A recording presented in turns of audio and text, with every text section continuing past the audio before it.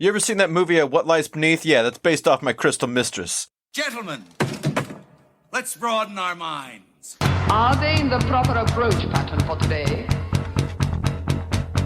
Negative. Hold the weapon! Now! Charge the lightning field.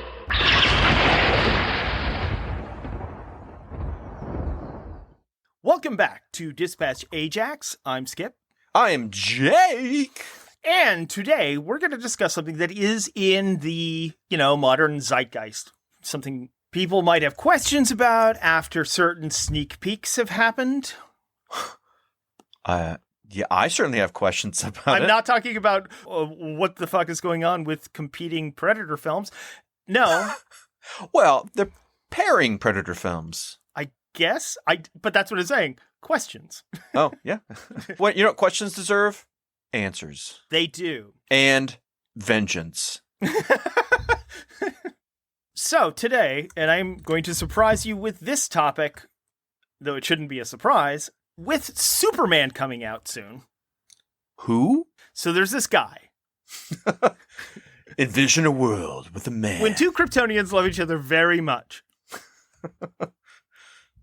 Uh-huh. So, with the James Gunn Superman coming out, we see a return to the aesthetic of crystals in the structure of his Fortress of Solitude. This is obviously a callback, or perhaps a through line, that begins with Richard Donner's Superman the movie.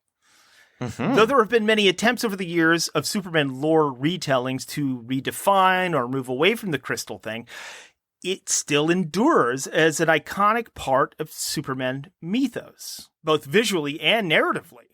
Now, as a person who grew up on Superman comics, starting with my dad's comic books from the 50s, 60s, and 70s, then getting my own comics in the 80s and through the 90s, the crystal thing actually seemed like an aberration. It really wasn't common. Before Superman the movie, Krypton and Superman's gear was aesthetically a continuation of the look and feel of the, Buck Rogers, Flash Gordon era, which we love, with bubble domes and rings around everything and costumes that look like Emperor Ming. So it was a little out of left field when the 1978 film adopted this bold new take. After the film, post-Crisis on Infinite Earths, John Byrne was tasked with redesigning Krypton in a couple of miniseries in the mid-'80s, leading up to the character's relaunch. The new direction DC took could be the reason they ran away from the crystal stuff to start fresh. Oh, no. I'm sorry. Let me take that again. Flip that script. Rewind. I'm an idiot.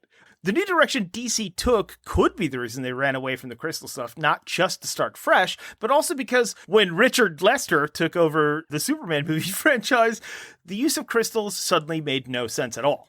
And those movies were fucking terrible. Tell me how you really feel. That's the medical term. It's like you got a bit of shit around your film. Oh, man. You got a real Lester in there. We're going to have to do an MRI. The CW show Smallville brought back the iconic crystals and some lore from Superman the movie. And even Christopher Reeve, which was kind of a big deal. Bryan Singer's Superman Returns made a series of understandable but ultimately problematic decisions. A series of problematic decisions Bryan Singer would make. Let's just say that.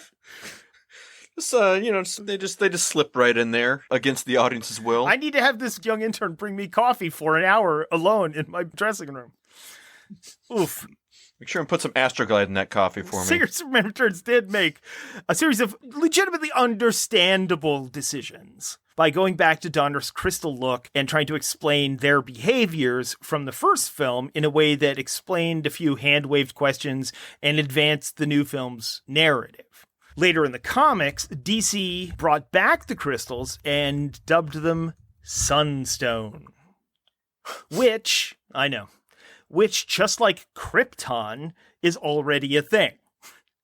One reason for this is likely that then comics wunderkind Jeff Johns was formerly an intern for Richard Donner, and even brought him on board to write a Superman arc in the mid-aughts. But why crystals? Yeah, as so many New Agers in California have said. Exactly. Are we in Sedona all of a sudden? Why crystals? Well, there is a dimensional portal opening up. We've got to get under that mountain in Oregon. Why the choice to use that look, that concept for Superman? It wasn't because of kryptonite, because that was loosely based on the contemporary fascination with things like uranium and other radioactive stone-like materials. The 1978 Fortress of Solitude made sense in some ways because if you were going to keep the lore of the fortress being unseen by the rest of the world by putting it into the Arctic, though it would have made more sense putting it into the Antarctic because it's uninhabited, in a modern world, it would have to be hidden and built in like a completely different way. Mm-hmm. So crystals have been a mysterious part of mythology and mysticism throughout human history, obviously. Something other than what we consider stone, but often resembling something that seems as though it was man-made. Marisa Galvez, an associate professor of French and Italian at Stanford University, is working on a comprehensive history of the relationship between people and crystals throughout the century. Quote, and when I say that, I will quote her, but I also will paraphrase her, but I just still want to give the attribution. Quote, the physical qualities of crystal make it stand out among other stones. Its ability to refract light and its transparent but dark appearance are partially the reasons why so many different cultures and societies ascribed magical powers to this stone. Because of their symmetry and often clarity, crystal symbolized spiritual purity and perfection and was often used in religious texts. The most ancient writings of Europe that mention crystal include the accounts of the Roman historian Pliny the Elder, who described different precious stones, their origins, and physical qualities. The word crystal comes from the Greek kristallos, literally meaning coldness drawn together, essentially meaning ice. In Western Christianity, crystal was often mentioned in writings and is used to decorate religious objects, as it was thought that crystal manifested transcendence and the light of the heavens. For the religious, the stone symbolized purity, faith, and perfection. For example, it was used often to describe the purity of the Virgin Mary, even though that whole thing is up for interpretation. Aside from its more obvious symbolism in faith and innocence, crystal was also a material for thinking about and not merely representing erotic love. Crystal's also the name of my favorite stripper. Yeah, exactly. Yeah. Crystal doesn't love you. I'm sorry. Crystal only loves your Coke. Crystal will steal your wallet. Do not go in the back room with Crystal. Now that you've been in New Orleans, you know what I mean. Even in descriptions of Eastern, like Orientalism and things like that, architecture in medieval texts, the crystalline qualities of fountains and buildings evoke mystery and uncertainty and desire. You know, people lusted for diamonds and yada, yada, yada. This was probably because the stone itself has a contradictory aesthetic quality. Crystal is a broad term, is transparent, but you need to put in effort in order to see through it.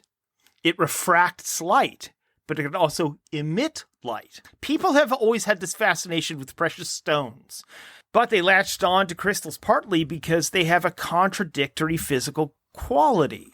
They are both dark and transparent. You can see through them, but not really. That history helps explain the continuing contemporary obsession with crystals and how they are thought to have magical healing effects and energy. Oh, like the dilithium crystals in Star Trek. Oh, we'll get to that. Don't worry. Oh, sorry. Don't worry. We're going to talk about dilithium, kyber crystals, and the dark crystal. Don't worry. Oh, God damn it. I'm sorry. I'm sorry. They just all at least our brains were on the same path. We're on the same page. Yeah. I want you to interject. I was just reading ahead. Without reading ahead. In the Middle Ages, people also thought that crystals would bring spiritual presence. People had this hunger to have something physical that embodied the purity and the divine.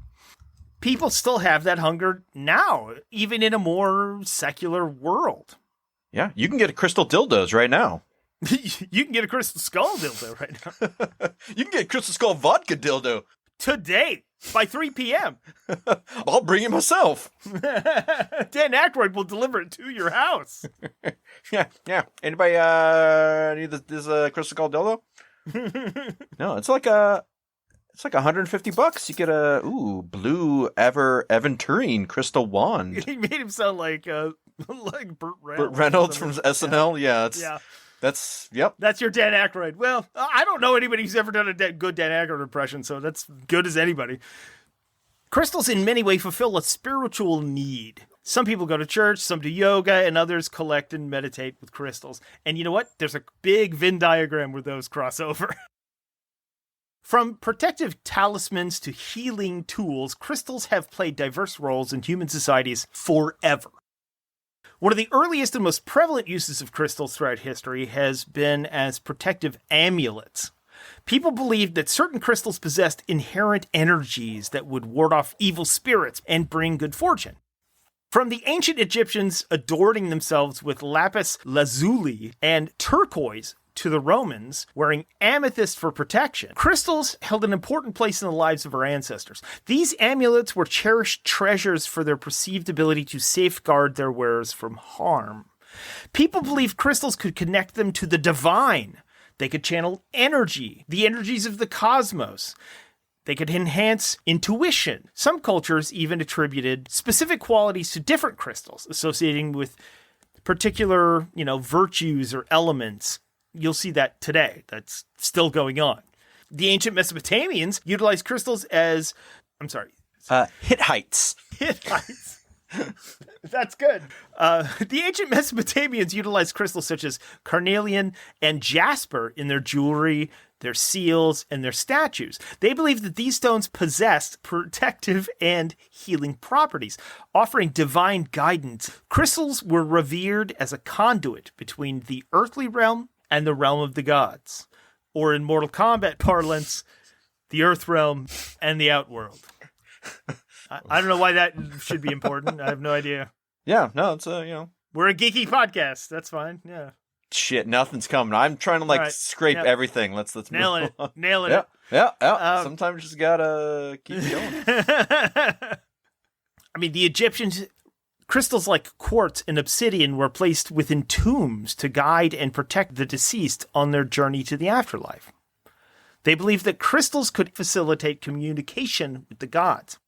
Philosophers like Plato and Aristotle pondered the nature of crystals. Hippocrates recognized the healing potential of crystals and used them in their medicinal practices. And we will get to that because that's going to be a whole problem. Or solution. When you cut off the head of your first whale, you can come back and tell me about that. Don't tell me I do my business. Don't tell me it didn't happen. In Hinduism, gemstones are associated with deities and are used in rituals and astrological practices. Buddhism incorporates crystals as offering on altars, representing purity and clarity. Taoism views crystals as embodying the 5 elements, harmony and balance with the natural world. Native American and indigenous cultures have often revered... Wow, that's spelled wrong. I fucked that up. Have Native American and indigenous creatures. Native American creatures? I almost said creatures. Yeah. Wow. What? I was going to say cultures, but I meant Jesus Christ. Jesus Christ, also like crystals. This is how we get the Book of Mormon. God damn it. Native American and indigenous cultures have often revered crystals for their spiritual and healing properties. Crystals are used in ceremonies, vision quests, what we might call shamanic practices. People think that by listening to them, they can get insight from the past and connect with the land's spiritual energy. Now, in modern times, more and more people have embraced old ideas about healing properties possessed by crystals. However, they try and rationalize it through some measure of pseudoscience. The idea they have energy and properties that can be used for healing remains largely unproven. That's our disclaimer. I'm sorry. People who use crystals for healing often say that they can feel their energy. They may hold them and claim them. They feel hot. Natural stones feel cold to the touch, but they can feel warm after being held briefly. Yeah, that's physics. I don't follow. Thermal energy causes something to emit heat and or light and cannot be felt as a vibration. When the vibration of a crystal connects with the human energy field, it's believed chakras could be realigned. And I don't want to sound like I'm coming down or being really negative on certain religions. That's not what I'm saying. I just am. I get it. I'm just fucking with you. No, I mean, it's fair to say that. I'm not discounting Hinduism or Taoism or Buddhism by saying, since we're talking about modern upper middle class white people, but I get it. I do. There are some scientific things that do back that up to a certain extent, but not in the way that they're used. There's a phenomenon known as piezoelectricity, and that is often used to support the theory that crystals vibrate at different frequencies. Piezoelectricity is an electrical charge produced when certain crystals are exposed to a mechanical stress or pressure. According to people who believe in crystal healing and things like that, everything in the universe, including crystals and living beings, emits a vibration. The vibrational frequency is said to interact with an energy field surrounding the human body. Unfortunately, it is true, but it's also not true. It's true that atoms vibrate. It is true that there is a vibrational frequency to everything in the universe. The way they're taking it is picking and choosing from different ideas. It's believed that when one aligns with the other, it can affect physical, emotional, and spiritual well-being. The idea that by using crystals with a specific vibrational frequency, it's possible to influence or align an energy field surrounding the body, promoting, balance and healing, just generic words. The problem with this is that energy fields and vibrational frequencies in that context do not exist. The belief that crystals vibrate comes from the understanding that everything in the universe is moving. That is true. The extent to which they move varies depending on the object. Now, some of this conception is completely understandable. I get it. Microscopic particles, such as atoms, do vibrate and interact with each other. Matter is made up of atoms and molecules, both of which are moving. The movement, known as thermal energy, causes them to vibrate, emitting energy in the form of heat and light, which is just the electromagnetic spectrum, which is everything. Heat, light, radio waves, the ability, for instance, of quartz crystals to retain information has led to the belief that a crystal used for healing can be programmed to store info. But that's not really how it works. A crystal oscillator is an electronic circuit that uses a piezoelectric crystal as a frequency selective element, which means the oscillator frequency is often used to keep track of time, like in quartz watches, or to provide a stable clock signal for digital integrated circuits, and to stabilize frequencies for radio transmitters and receivers. The most common type of piezoelectric resonator is a quartz crystal, so oscillator circuits incorporating them became known as crystal oscillators. However, other piezoelectric materials, including polycrystalline ceramics, are used in similar circuits. See, a crystal oscillator relies on the slight change in the shape of a crystal under an electric field. People don't do this anymore, but it used to be when you were like in elementary school or junior high, you would make a crystal radio. A voltage applied to the electrodes on the crystal causes it to change shape. When the voltage is removed, the crystal generates a small voltage as it elastically returns to its original shape, which is fascinating and really cool. And arguably, this is one of the things that a lot of physicists talk about. Isn't this way more wondrous and fascinating that the universe works this way? It's amazing. Fundamentally, a crystal is a solid in which the constituent atoms, molecules, or ions are packed into a regularly ordered, repeating pattern extending in all three spatial dimensions. It's symmetrical and very, very well structured. It's structured in an ordered way. But almost any object made out of any elastic material could be used like a crystal this way. As long as you have appropriate transducers. Since all objects have natural resonant frequencies of vibration, for example, steel is very elastic and has a high speed of sound, which means that sound travels through it at a high speed. It was often used in mechanical filters before quartz was. The resonant frequency depends on the size, shape, and elasticity, and the speed of sound within an object. So, yeah, you could see why there are so many ways crystals seem so mythical and mysterious. Mistress? That's not a word. I too had a mistress made of crystal. I paid her off. She doesn't call anymore. You ever seen that movie, What Lies Beneath? Yeah, that's based off my crystal mistress. Never call here. That's why they seem so mythical and mysterious. Metaphysics and physics alike. On top of all of that, natural crystal formation can be confounding to the layperson or our ancestors. They aren't necessarily a product of erosion like most rocks. And though not alive, crystals technically grow.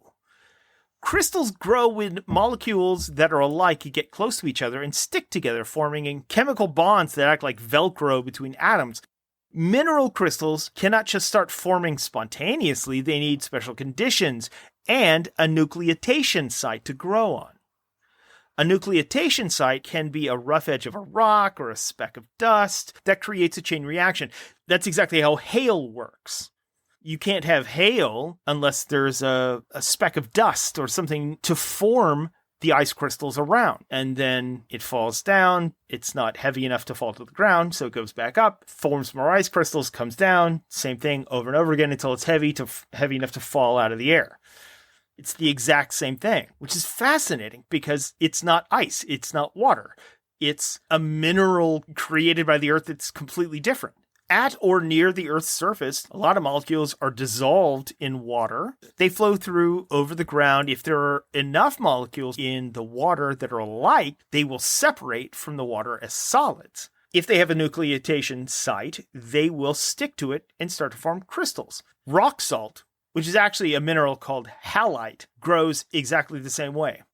Other minerals, for instance, travertine, sometimes forms flat edges in caves and around hot springs where water causes chemical reactions between the water, the rock, and the air. You at home right now could make salt stalactites by growing crystals on a string. You take a string. What? Yeah, you dissolve Epsom salts in water and lower a string into it, leave it for a few days. The water will slowly evaporate and leave the Epsom salts behind. As that happens, salt crystals precipitate out of the water and go crystals on the string. I've seen it. I've seen it happen. Don't tell me it didn't happen. When magma cools down, mineral crystals grow from it, just like water freezing into ice cubes. These mineral crystals form at high temperatures and much higher temperatures than salt. So as a device of fiction, they're understood and misunderstood just enough to be a blank canvas MacGuffin. In Star Trek, dilithium crystals facilitate warp drive. They don't power starships. I want to make that very clear. Dilithium crystals do not power starships. They facilitate the matter-antimatter reaction within a starship. All right? Let's clear that up. Okay, so what is the energy source? That's the collision between matter and antimatter? Mm-hmm. Okay, and then the crystal is the conduit by which that energy is then used? Yes. Okay. Mm-hmm. Because they vibrate the crystal at a specific frequency in which, just like a lot of crystals on Earth, will refract light and let light pass through it when they introduce matter and antimatter, specifically hydrogen, deuterium, which is an ion of hydrogen, and antideuterium at the same time through it. It passes through the crystal. Because the crystal is vibrating at a specific way, it allows the antimatter to pass through it and the matter to pass through it without destroying it, colliding and then being focused through the crystal. Obviously, that energy becomes plasma and is focused through the warp chamber. So crystals don't power anything in Star Trek. They just allow the controlled annihilation of matter and antimatter. Mm-hmm. Okay. That's it. All right. Anyway, in Star Wars, Kyber crystals powered lightsabers and the Death Star. The Dark Crystal reflected the power of the Celestial to merge two different beings into new life. So, Having the crystals given to him by his parents, Superman was able to fabricate a crystal sanctuary spontaneously and of its own accord, a technology imbued with power and knowledge, grown from the ice of a barren wasteland. That, and I think the idea was to mark Krypton not just as alien, but also cold, sterile, a clean crystalline order. Crystals are so baffling because they are so perfectly ordered atomically out of absolute chaos. If you remember the real final conflict in Dawn Earth Superman the movie, before Zod shows up and all that, the conflict is between Jor-El's directive to not interfere and let human history take its course, and the empathy taught to Clark by the Kents that leads him to save Lois and bend the rules of Jor-El physics and logic. Interestingly, James Gunn's new Superman movie seems to keep crystals in the forefront, while also embracing the golden and silver age aesthetics that Grant Morrison leaned into in the seminal All-Star Superman. So I think it's safe to say now, at this point, the crystals aren't going anywhere. Crystals are eternal. This is my crystal blue persuasion. Up next on poll 3, Crystal. Poll 3 makes me sound like she's a racehorse. I got 3-1 on Crystal. We got Denny's delicate condition. Come on, let's go. All right, and we need Crystal to come in fourth for our quintilla. I haven't seen, so do they have, like, is the Fortress of Solitude, does it look like the Donner one?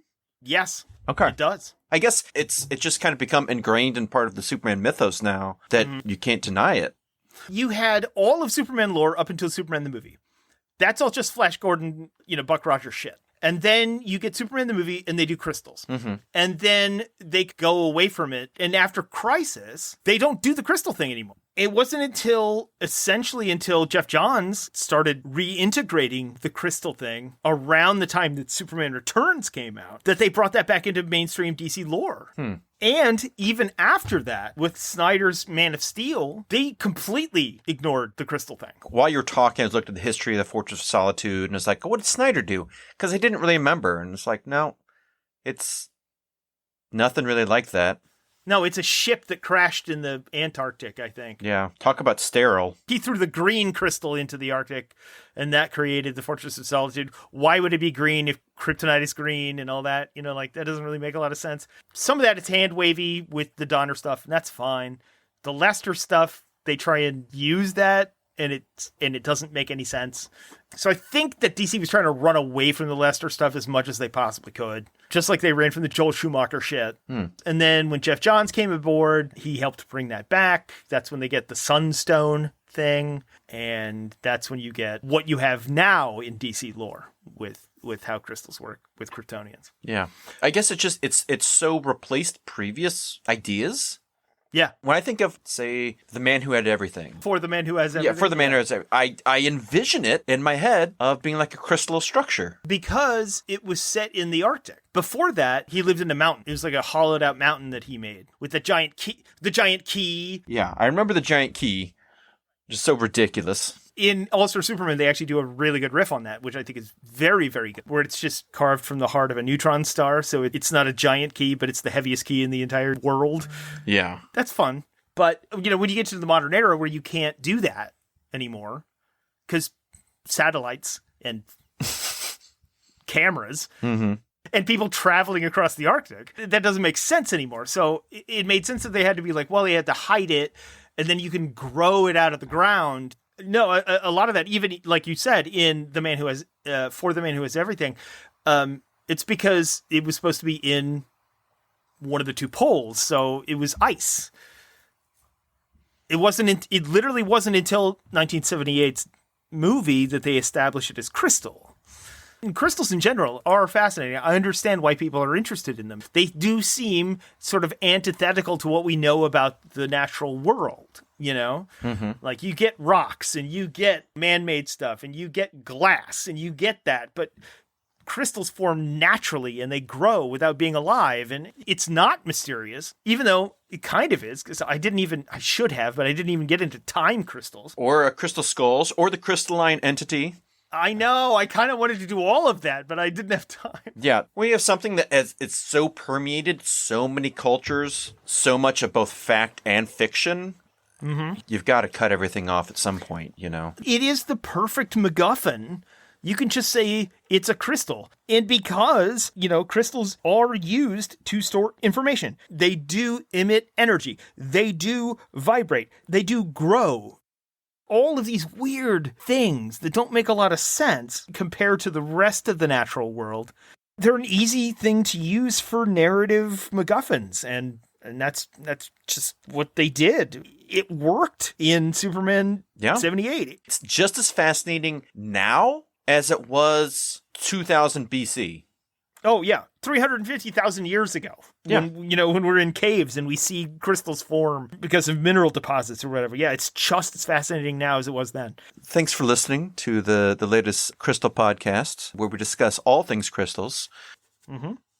Healing, sexual energizing, lightsabers, light drives, Egyptian mythology, Stargate, Dan Aykroyd vodka, all the important things, really. The things that matter to the lives of everyday Americans.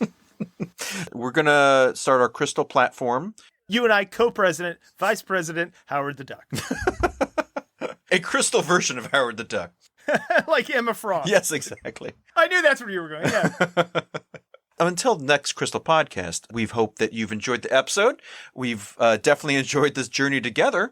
If you wouldn't mind rating us 5 crystalline entities on the podcast app of your choice, ideally Apple Podcasts, that's the best way for us to get heard and seen, and the word spread around to all the other crystalline entities that you know and love. Mm-hmm. But until we plug your ears with the next Crystal Pod, and sometimes we're going to do like little pods. We're going to call them Crystal Light. Oh, damn it. Now I have to do that. That's stupid. But stupid is what we bring, and stupidity is what you love. It is what it does. Yeah, it's like what it says on the package, right? Skip, what should they do until that next time? Well, they should probably clean up all the crystals around themselves to some sort of reasonable degree. Reasonable crystal degree. Yeah, they should probably pay their crystals to their crystal. bartenders. If they could put the crystal within the crystal. If they could use crystal to pay their bartenders and their KJs, their broadcasters. And to pay crystal up on bowl 3. Like Tuco Salamanca, if they could use crystal to pay all of these things. If they could support their local comic shops and retailers by paying them in crystal, but only buy the book Amethyst from DC Comics. Oh, don't do that. I went there.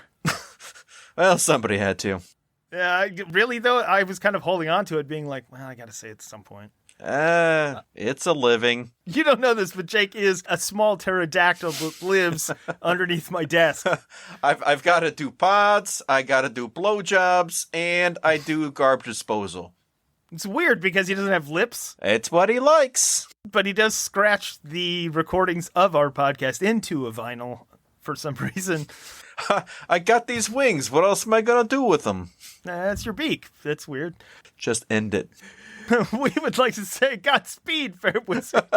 Crystals. Please, go away.